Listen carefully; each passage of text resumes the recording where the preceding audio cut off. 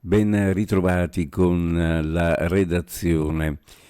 E caccia ai malviventi che in uno stabile al civico 9 di via D'Annunzio a Muggia hanno truffato una muggesana, portando via dal suo appartamento circa 3.000 euro in gioielli vari. Secondo quanto si è appreso, sarebbero fuggiti a bordo di un'autovettura e sul fatto sta lavorando il commissariato della località Rivierasca. A denunciare il fatto è stata la vittima della truffa, una persona anziana che è caduta nella truffa appunto del finto avvocato.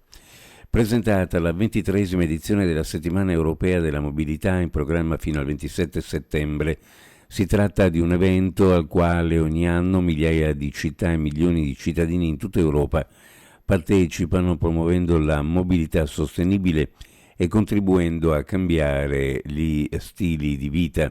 Il tema del 2024 è la condivisione degli spazi pubblici, che pone al centro 4 obiettivi fondamentali, ossia ripensare l'uso degli spazi pubblici, riqualificare insieme lo spazio urbano, creare percorsi sicuri per la mobilità attiva e progettare strade più sicure per tutti. Rimangono pressoché stabili a settembre, con 10.700 assunzioni programmate, le prospettive occupazionali nelle imprese del Friuli Venezia Giulia.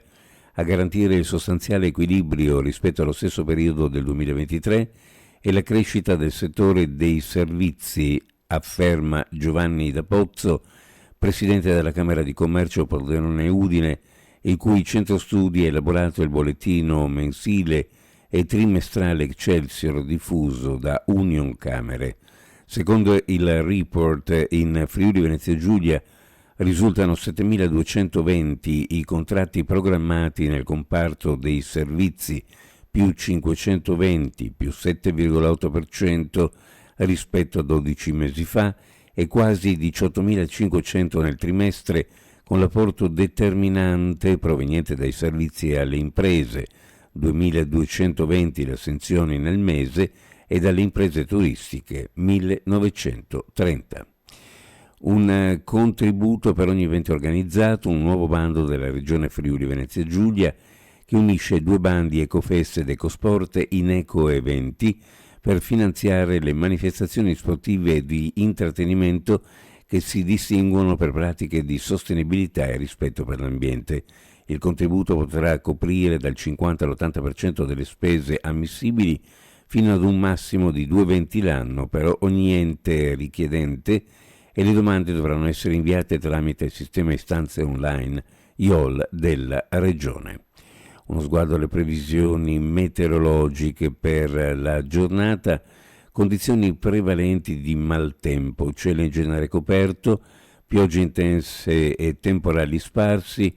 Localmente le piogge potranno essere molto intense e temporali forti. Sulla costa vento da sud sostenuto, mentre in montagna e in pianura dal pomeriggio vento sostenuto e freddo da nord. In serata bora forte sulla costa.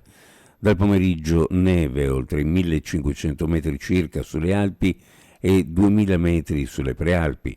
In serata quota neve a 1.000 metri circa sulle Alpi e 1.500 metri sulle Prealpi.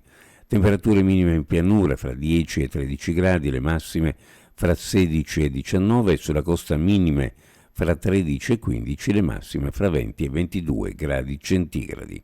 Previsioni a cura di ARPA e Fevugi Meteo. Ed è tutto per il momento con l'informazione, grazie per averci seguito. A più tardi.